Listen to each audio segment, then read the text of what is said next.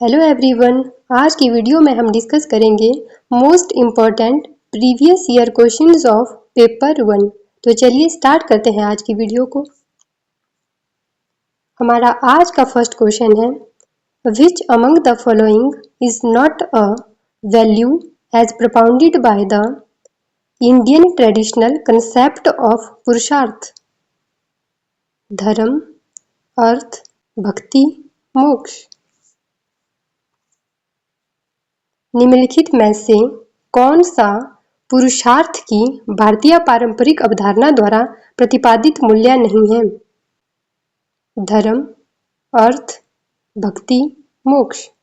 Right answer is option third, भक्ति। भारतीय पारंपरिक अवधारणा के अनुसार 4 पुरुषार्थ हैं, जिसमें धर्म, अर्थ, काम और मोक्ष आ जाता है। भक्ति पुरुषार्थ नहीं है, इसीलिए इसका राइट आंसर है ऑप्शन थर्ड, भक्ति। नेक्स्ट क्वेश्चन है, the systematic elimination of extraneous variables other than those you are interested in can be done in which of the following types of research? Qualitative research, longitudinal research, experimental research, correlational research। निम्नलिखित में से किस प्रकार के अनुसंधान में अनुसंधानकर्ता की अभिरुचि के चरों को छोड़कर अन्य बाह्य चरों को व्यवस्थित तरीके से दूर किया जाता है? गुणात्मक अनुसंधान, अनुदैर्ध्य अनुसंधान, प्रयोगात्मक अनुसंधान, सहसंबंधात्मक अनुसंधान। Right answer is option C, प्रयोगात्मक अनुसंधान। Experimental research. एक्सपेरिमेंटल रिसर्च में कॉज एंड इफेक्ट की स्टडी की जाती है। इसमें इंडिपेंडेंट वेरिएबल कॉज होता है और डिपेंडेंट वेरिएबल पर उसका इफेक्ट चेक किया जाता है। इसमें जो एक्सट्रेनियस वेरिएबल होते हैं, जो एक्स्ट्रा वेरिएबल होते हैं, उनको सिस्टेमेटिकली एलिमिनेट किया जाता है ताकि डिपेंडेंट वेरिएबल पर इंडिपेंडेंट वेरिएबल के इफेक्ट को चेक किया जा सके। नेक्स्ट क्वेश्चन है, which of the following are not the characteristics of conventional learning?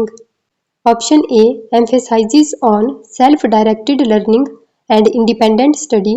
Option B students learn through listening and observation. Option C no fixed curriculum. Option D learner oriented. Option E require regular attendance. निम्नलिखित में से कौन सी पारंपरिक अधिगम की विशेषता नहीं है? Right answer is option third, A, C and D. Conventional learning का मतलब होता है कि जो पुराने समय में लर्निंग की जाती थी, और क्वेश्चन में पूछा गया है कि कौन सी कन्वेंशनल लर्निंग की कैरेक्टरिस्टिक्स नहीं है। इसका मतलब है कि क्वेश्चन में ये पूछा जा रहा है कि कौन सी ऐसी कैरेक्टरिस्टिक्स है जो नॉन कन्वेंशनल लर्निंग की है। बेसिकली क्वेश्चन में ये पूछा जा रहा है कि कौन सी ऐसी कैरेक्टरिस्टिक्स है जो मॉडर्न लर्निंग से रिलेटेड है। ऑप्शन ए में क्या बोला गया है, emphasise on self directed learning and independent study. A non conventional learning से रिलेटेड है। बी ऑप्शन क्या बोल रहा है, student learn through listening and observation. ये हमारा कन्वेंशनल लर्निंग की कैरेक्टरिस्टिक्स है। ऑप्शन सी क्या बोल रहा है, no fixed curriculum. No fixed curriculum non conventional learning की कैरेक्टरिस्टिक्स है। Option D learner oriented. Learner oriented भी नॉन कन्वेंशनल लर्निंग की कैरेक्टरिस्टिक्स है। रिक्वायर रेगुलर अटेंडेंस, ये हमारी कन्वेंशनल लर्निंग की कैरेक्टरिस्टिक्स है। इसीलिए थर्ड हमारा करेक्ट आंसर हो जाएगा, ए, सी एंड डी, क्योंकि ऑप्शन ए, सी और डी नॉन कन्वेंशनल लर्निंग की कैरेक्टरिस्टिक्स है। और क्वेश्चन में ये पूछा गया है कि कौन सी ऐसी कैरेक्टरिस्टिक्स है जो कन्वेंशनल लर्निंग से रिलेटेड नहीं है। बी और ई कन्वेंशनल लर्निंग की कैरेक्टरिस्टिक्स है, लेकिन ए, सी और डी कन्वेंशनल लर्निंग की कैरेक्टरिस्टिक्स नहीं है।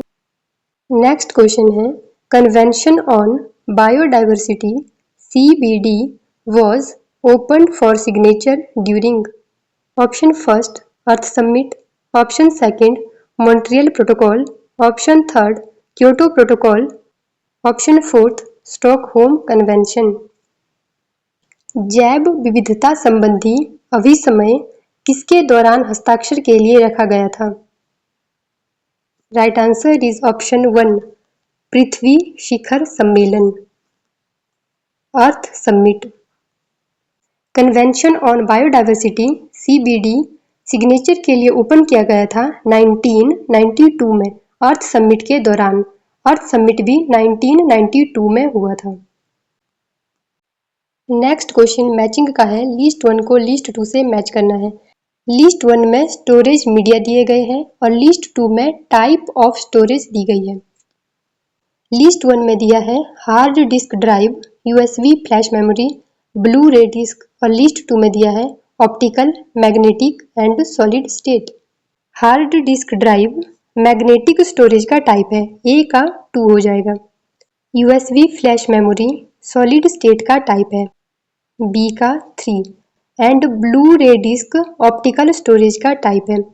Hard disk drive magnetic storage का टाइप है, ए का 2, USB flash memory solid state का टाइप है, बी का 3 हो जाएगा और ब्लू रे डिस्क ऑप्टिकल स्टोरेज का टाइप है, सी का 1 हो जाएगा। इसीलिए राइट आंसर हो जाएगा ऑप्शन फर्स्ट।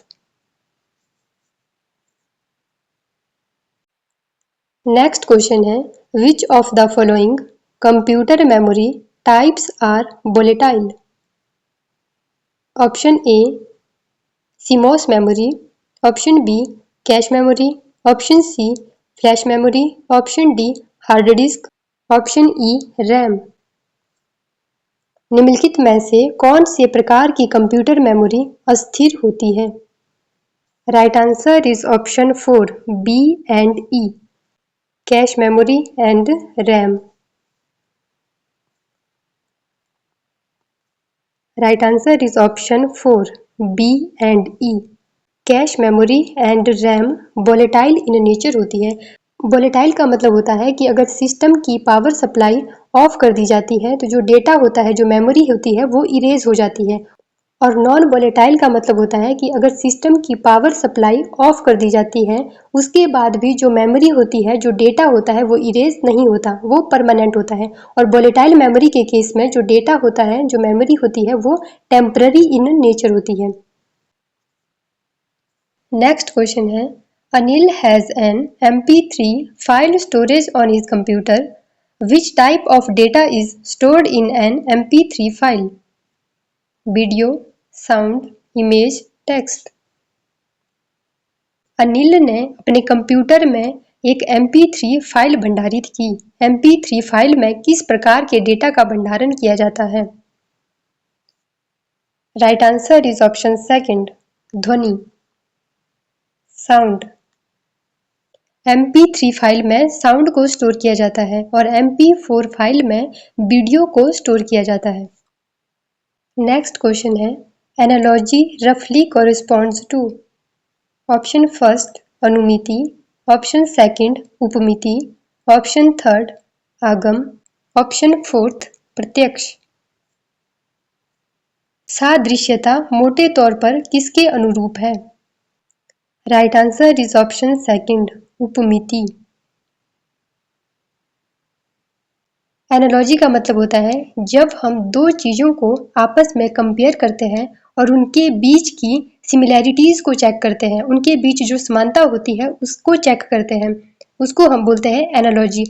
और उपमिति में भी हम चीजों को कंपेयर करके नॉलेज गेन करते हैं, इसीलिए इसका राइट आंसर है ऑप्शन सेकंड उपमिति। नेक्स्ट क्वेश्चन है दो स्टेटमेंट दी है। स्टेटमेंट 1 है not every medium has its own grammar. Statement second है each media grammar has evolved over a period of time and continues to change. कथन 1 है प्रत्येक माध्यम का अपना व्याकरण नहीं होता है।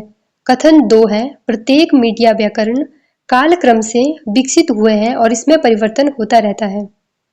राइट आंसर इज ऑप्शन 4 कथन 1 गलत है लेकिन कथन 2 सही है। कथन 1 में क्या बोला गया है कि प्रत्येक माध्यम का अपना व्याकरण नहीं होता है, एक गलत स्टेटमेंट है क्योंकि प्रत्येक माध्यम का अपना व्याकरण होता है। और कथन 2 एकदम सही है, प्रत्येक मीडिया व्याकरण कालक्रम से विकसित हुए हैं और इसमें परिवर्तन होता रहता है। Option 4 statement 1 is incorrect but statement 2 is correct. Not every medium has its own grammar, ये स्टेटमेंट इनकरेक्ट है और सेकंड स्टेटमेंट एकदम करेक्ट है। Each media grammar has evolved over a period of time and continues to change. Next question है, Miss Smith wants to create a mind map for her students to understand the different parts of flowers. Which of the following tools would be most suitable? A. Miro, B. Google, C. Podcast, D. MindMister, E. Edpuzzle.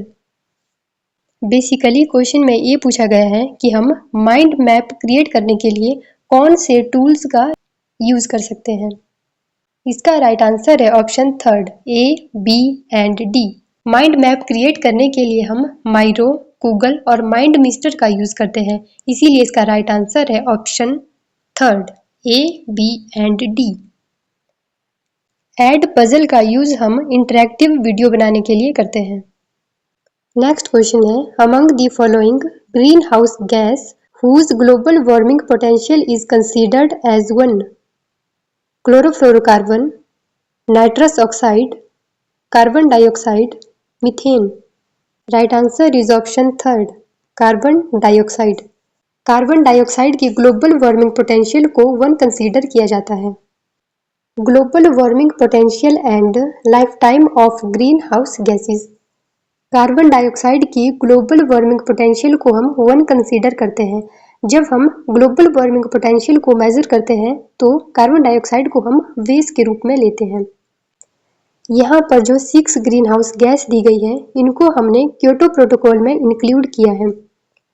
Carbon dioxide, methane, nitrous oxide, hydrofluorocarbons, perfluorocarbons, sulphur hexafluoride. Carbon dioxide का global warming potential 1 consider किया जाता है, methane का 21, nitrous oxide का 310, hydrofluorocarbon का 140 से लेकर 11,700 तक कंसीडर किया जाता है और परफ्लोरोकार्बन्स का ग्लोबल वार्मिंग पोटेंशियल 6,500 से लेकर 9,200 तक कंसीडर किया जाता है और सल्फर हेक्साफ्लोराइड का ग्लोबल वार्मिंग पोटेंशियल 23,900 कंसीडर किया जाता है। क्योटो प्रोटोकॉल, जैसे कि मैंने अभी बताया, ये जो 6 ग्रीन हाउस गैस हैं, इनको क्योटो प्रोटोकॉल में इंक्लूड किया गया है। Kyoto protocol green house gas emission के रिडक्शन से रिलेटेड है। क्योटो प्रोटोकॉल UNFCCC का एक प्रोटोकॉल है, United Nations framework convention on climate change का एक प्रोटोकॉल है, जिसका एम है ग्लोबल वार्मिंग से फाइट करना, जो ग्रीन हाउस गैस है उसके एमिशन को कम से कम करना। क्योटो प्रोटोकॉल इनिशियली अडॉप्ट किया गया था 11 दिसंबर 1997 में क्योटो, जापान में, और ये फोर्स में आया था 16 फरवरी 2005 में।